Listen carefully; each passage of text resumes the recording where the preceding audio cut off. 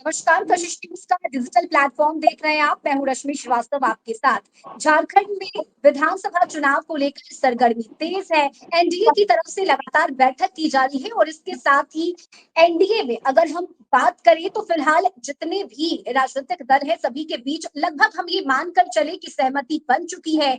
नामों पर भी लगातार मंथन हो रहा है और इस बात का ऐलान भी किया जाएगा कि आखिर किस सीट से कौन दावेदार होने जा रहा है। लेकिन आईएनडीआईए अलायंस का क्या, आखिर आईएनडीआईए अलायंस में क्या चल रहा है और सीटों के बंटवारे को लेकर किस तरह से बातचीत हो रही है, आज इसी मुद्दे पर हम बातचीत करेंगे, चर्चा करेंगे और आपको तमाम जानकारी देंगे। हमारे साथ संपादक अनुराग ठाकुर है और हमारे वरिष्ठ सहयोगी आशुतोष मिश्रा हैं। पहले तो आप दोनों का ही बहुत स्वागत है हमारे डिजिटल प्लेटफॉर्म पर। और अनुराग जी, पहला सवाल मेरा आपसे ही रहेगा कि आखिर चल क्या रहा है झारखंड के आईएनडीआईए अलायंस में, क्योंकि बीजेपी बैठक कर रही है, दूसरी तरफ आजसू की तरफ से भी तैयारी चल रही है, जेडीयू भी ये चाहती है कि वो ज्यादा से ज्यादा सीट पर चुनाव लड़ सके। दूसरी तरफ आईएनडीआईए अलायंस है, हेमंत सोरेन यात्रा तो कर रहे हैं, कल्पना सोरेन मैया सम्मान यात्रा के तहत हुंकार तो भर रही है, लेकिन सीटों के बंटवारे पर क्या सहमति बनी है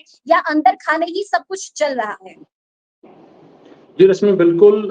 एक तरफ अगर बीजेपी की बात करें तो वहां ऑलमोस्ट तमाम चीजें फाइनल हो गई हैं, लेकिन अगर हम आईएनडीआई गठबंधन की बात करें तो यहाँ पे जितने भी सीटें हैं उम्मीदवारों को लेकर रायशुमारी चल रही है और बहुत से सिटिंग विधायक टिकट को लेकर असमंजस में हैं।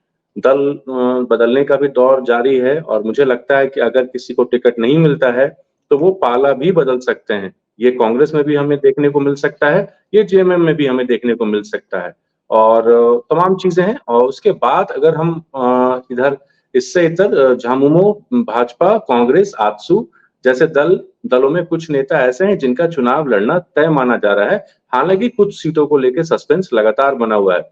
इस लिस्ट में सबसे पहला नाम है हेमंत सोरेन का, जो जो उनका जो पुराना सीट है, पारंपरिक सीट, उसी से चुनाव लड़ेंगे, मतलब बरहेट से वो चुनाव लड़ेंगे। इस साल अगर वो वहां से जीतते हैं तो ये उनके जीत की हैट्रिक होगी। और इसके बाद अगर हम बात करें, 2014 में भी उन्होंने जेएमएम से चुनाव लड़ा था और भाजपा के हेमलाल मुर्मू को बड़े अंतर से हराया था। हेमंत सोरेन को 46.18% वोट मिले थे और वहीं हेमलाल मुर्मू को लगभग 36% वोट मिले थे। और अगर हम दूसरे सीट पे बात करें, गांडे, जहां से मुख्यमंत्री हेमंत सोरेन की पत्नी कल्पना सोरेन चुनाव लड़ेंगी, ये तय माना जा रहा है क्योंकि वहां उपचुनाव हुआ था। उसके बाद वो वहां से जीत के आई थी और भारी अंतर से जीती थी, तो वहां से उनका लड़ना तय माना जा रहा है। उनके लिए ही सरफराज अहमद ने गांडे सीट को छोड़ा था। इसके बाद हम बात करते हैं आप बसंत सोरेन की। तो हेमंत सोरेन के छोटे भाई बसंत सोरेन, दुमका से चुनाव लड़ना तय माना जा रहा है।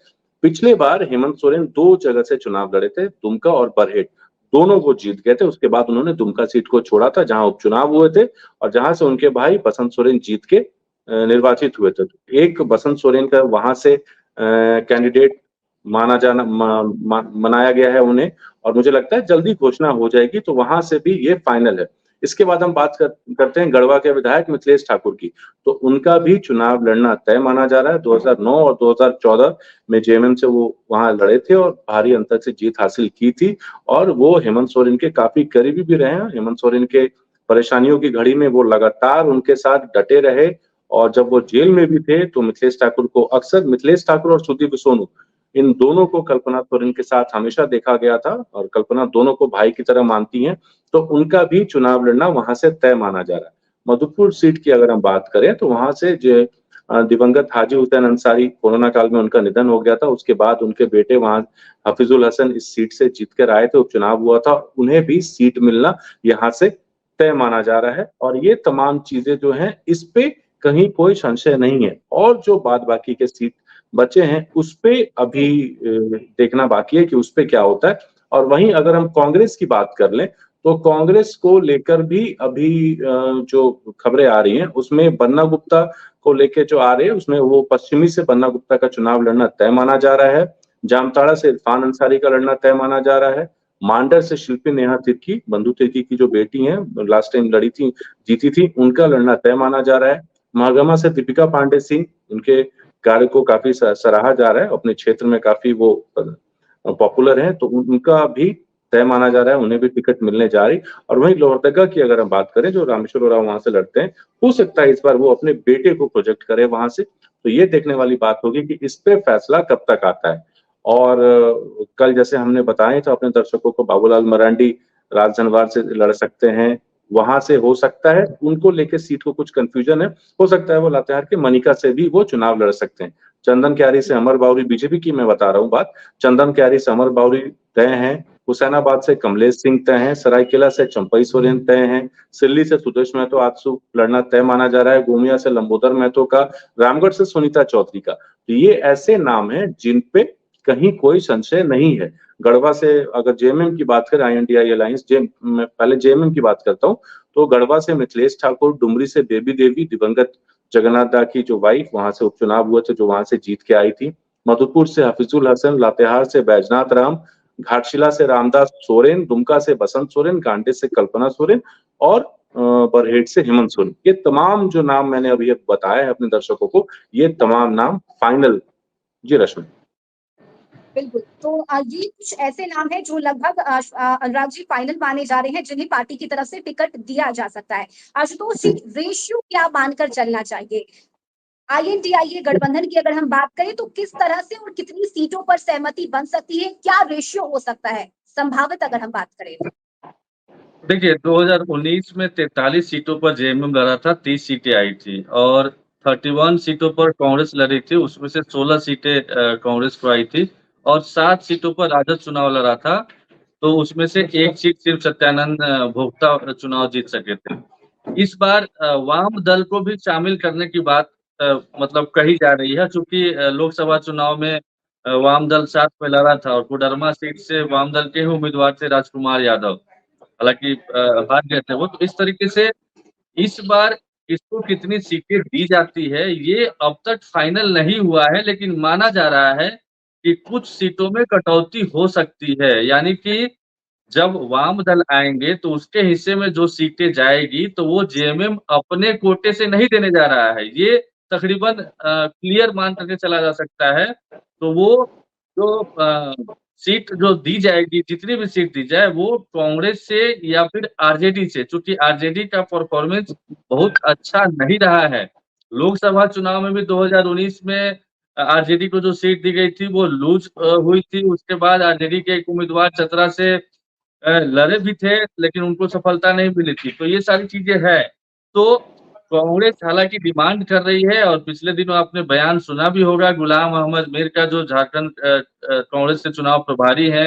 उन्होंने कहा था कि ज़्यादा से ज़्यादा सीटें मिलनी चाहिए हमको, ताकि हम 25 से 30 सीटें जीत जाएँ, ताकि रोटेशन पॉलिसी में हमारा भी सीएम हो सके। ये बातें चुभ गई थी जेएमएम को और इसकी तरफ से तल्ख रिएक्शन भी सामने आया था। तो अभी तक चीज़ें क्लियर नहीं है, लेकिन जैसा कि अनुराग जी बता रहे हैं कि कुछ सीट ऐसे हैं, जहाँ पर मतलब कोई किंतु परंतु संशय की स्थिति नहीं होनी चाहिए। 2-3 चीज़ें मैंने नोटिस किया है कि अनुराग जी जो बता रहे थे कि ये क्लियर हो गया है कि इस बार हेमंत सोरेन, जैसा वो बता रहे हैं कि एक ही सीट से चुनाव लड़ने जा रहे हैं, चूँकि दूसरी सीट जो जहाँ से पिछली बार लड़े थे 2019 में, वो बसंत सोरेन के हिस्से में है, उपचुनाव में उन्होंने जीता। तो वो सीट मतलब इस बार अकेले वो चुनाव एक ही सीट से चुनाव लड़ने जा रहे हैं। वैसे शुरुआती दौर में इनिशियल स्टेज में ये जानकारी मतलब चर्चा थी, कोई ऑफिशियल इन्फॉर्मेशन नहीं थी कि शायद चंपई सोरेन को हराने के लिए कोई बड़ा मास्टर स्ट्रोक चल सकते हैं और वो हो सकता है कि खुद भी या फिर कल्पना सोरेन को भी वहाँ से लड़ाया जाए। लेकिन अब चीज़ें धीरे-धीरे, चूँकि अब तारीखों का ऐलान होने वाला है, आज ही निर्वाचन आयोग की टीम ने कहा है कि विजयादशमी के बाद कभी भी हमारी तैयारी पूरी है, कभी भी तारीखों का ऐलान हो सकता है। तो कुछ नाम ज़रूर उन्होंने क्लियर किया है और भी कई नाम हैं जिनका लड़ना तय है। हालाँकि अब तक मतलब सामूहिक रूप से कहा जाए तो एक बैठक नहीं हुई है जो महागठबंधन कहे या इंडिया अलायंस की। जिस तरीके से बीजेपी लगातार एक्टिव नज़र आ रही है और अब तो हरियाणा चुनाव के बाद और ज़्यादा जोश से लबरेज है, उस तरीके से जेएमएम और कांग्रेस या आरजेडी सब लोग इंडिविजुअल अपनी-अपनी रणनीति बना रहे हैं, स्ट्रैटेजी बना रहे हैं। लेकिन मिल बैठ करके अभी तक तय नहीं हुआ है। शायद मुझे लगता है इसके 2 कारण हो सकते हैं। एक तो ये है कि अभी वो वक्त शायद नहीं के लोग समझ पा रहे हैं कि आया है कि किया जाए, और जितनी योजनाएं हैं, शिलान्यास है, ज्यादा से ज्यादा लोगों तक पहुंचा जाए और उस भरोसे चुनाव में जाया जाए।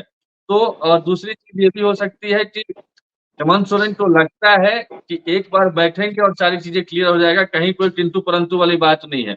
और मुझे भी लगता है कि हेमंत सोरेन के जेहन में या मन में सारा खाका तैयार हो चुका है, और जो शीर्ष नेता हैं आरजेडी के या फिर कांग्रेस के, उनको उनकी तरफ से कन्वे भी किया जा चुका है। बस एक औपचारिक ऐलान भर बाकी है। कुछ सीटें हैं ऐसी जहां पर थोड़ी बहुत मतलब जीत है, वो विवाद है, लेकिन उसको भी हेमंत सोरेन को कम से कम लगता है कि उसको भी हम सुलझा लेंगे। और आज की तारीख में जिस तरीके से हरियाणा का चुनाव परिणाम सामने आया है, कांग्रेस बैकफुट पर चली गई है। जम्मू कश्मीर जरूर बताने के लिए है, लेकिन अगर सीटों के लिहाज से बात करें तो महज 6 सीट जम्मू कश्मीर में मिली है कांग्रेस को। नेशनल कॉन्फ्रेंस के साथ गठबंधन में चुनाव लड़ी थी, तो बहुत ज्यादा बताने के लिए नहीं है। ऐसे में हो सकता है वैसे भी कांग्रेस जितने भी राज्य हैं, बिहार हो या फिर झारखंड हो या फिर महाराष्ट्र हो, उसमें इस स्थिति में नहीं है कि अपनी शर्तों को वो मनवा पाए।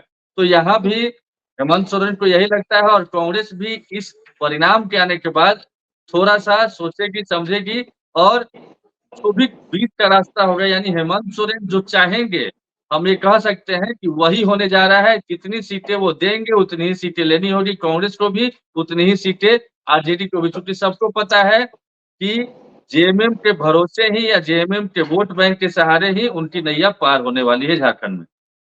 बिल्कुल अनुराग जी, यानी फिलहाल ये मानकर चलना चाहिए कि झारखंड में बिग बी के तौर पर अभी जेएमएम है, और जो सहमति बनेगी वो जेएमएम के कहने पर ही होगा। यानी कि अभी कांग्रेस उस स्थिति में नहीं है, जैसा आशुतोष जी ने हमें बताया कि उस स्थिति में कांग्रेस नहीं है कि वो कुछ डिमांड कर सके। यानी जो फैसला जेएमएम का होगा, जो हेमंत सोरेन का होगा, वो मानना पड़ेगा। ये मजबूरी बन गई है क्या कांग्रेस की अभी?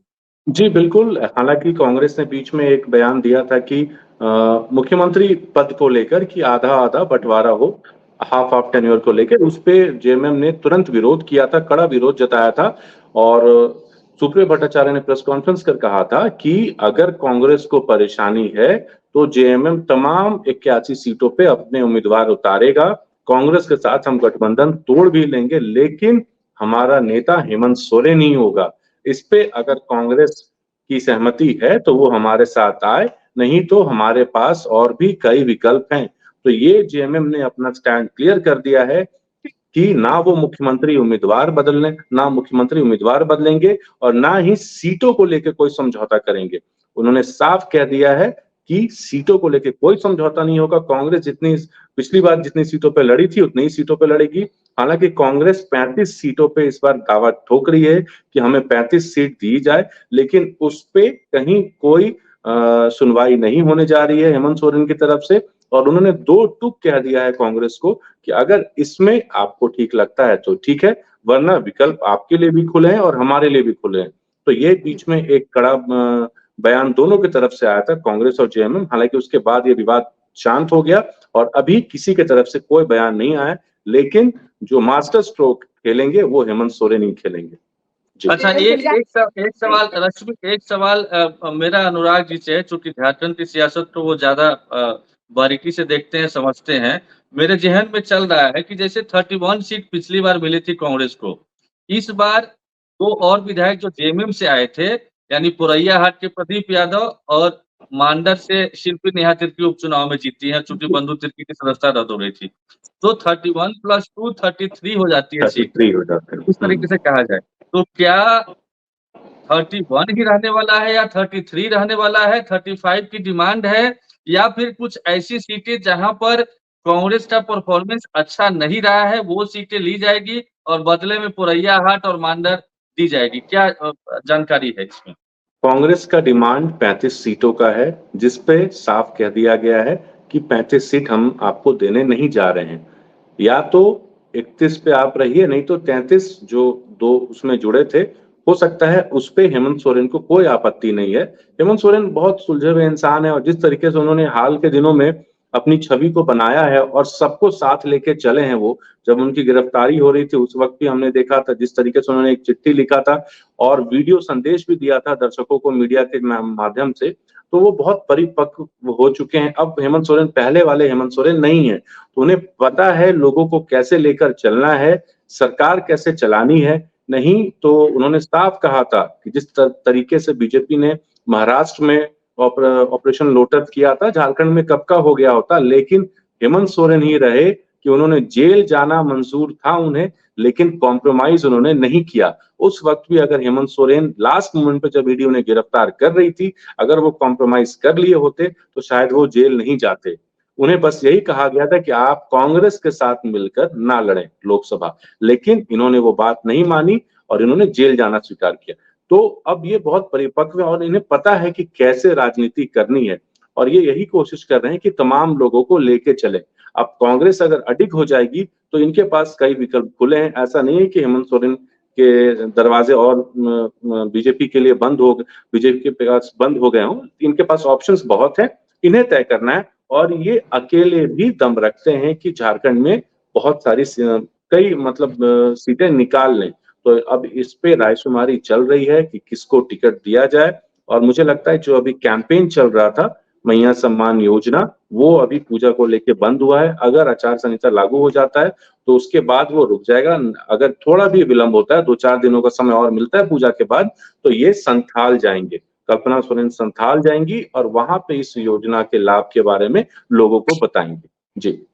मतलब कुछ सीटें जैसे 2 सीट दी जा रही है कांग्रेस को, तो कुछ सीटें एक्सचेंज भी हो सकती है, जहाँ परफॉर्मेंस बिल्कुल, जेएमएम का बिल्कुल, अच्छा नहीं बिल्कुल। रहा है, वो ये कांग्रेस के पास भी है, कांग्रेस का अच्छा नहीं म्यूचुअल रहा है, वो अंडरस्टैंडिंग जेएमएम से जी, ये बिल्कुल, म्यूचुअली बिल्कुल। ये लोग बैठ के करेंगे। ठीक, ठीक।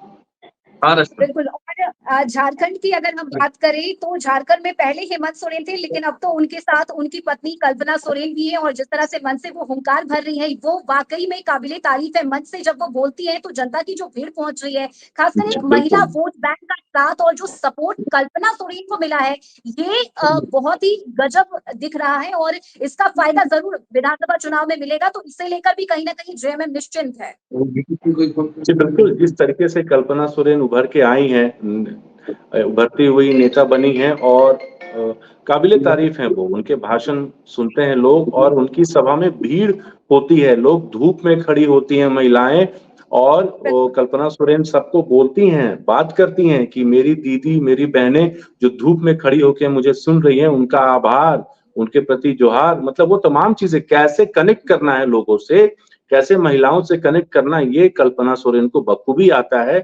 उन्हें देख के कहीं भी कोई नहीं कह सकता है कि वो नई-नई अभी राजनीति में उन्होंने एंट्री लिया है। लगता है कि सालों का अनुभव है जिस तरीके से वो राजनीति कर रही हैं। और इसका एग्ज़ाम्पल हमने गांडेर में देख ही लिया उपचुनाव में, किस तरह भारी मार्जिन से उन्होंने जीत हासिल की और जब हेमंत सोरेन जेल में थे, किस तरीके से उन्होंने तमाम सभाएँ को संबोधित किया, किस तरीके से वो भाषण देती थीं, तो उनके भाषण से झारखंड के जो ग्रामीण क्षेत्र के लोग हैं तो वो काफ़ी कनेक्टेड हैं। तो हेमंत सोरेन को भी पता है कि उनकी पत्नी कल्पना सोरेन कितनी आगे बढ़ गई हैं और हाँ। भविष्य में ये और बड़ी नेता बनेंगी। हो सकता है कल को आप कल्पना सोरेन को मुख्यमंत्री के पद पे भी देख सकते हैं। इसमें कहीं कोई संशय नहीं है, जिस तरीके से वो आगे बढ़ रही हैं और इसका उनका बखूबी साथ दे रहे हैं जेएमएम के जितने नेता हैं, जो हेमंत सोरेन से क्लोज़ हैं, सभी उनका बखूबी साथ दे रहे हैं। जी। बिल्कुल और शायद यही वजह है कि झारखंड में अभी जेएमएम किसी के भी शर्त को मानने की स्थिति में मानने नहीं को है। अगर तैयार आपको हमारे नहीं। साथ आना है तो आपका स्वागत है, आपका वेलकम है। लेकिन अगर आप हमारी शर्तों पर नहीं आइएगा तो आप जा सकते हैं, इसके लिए भी दरवाजा खुला हुआ है।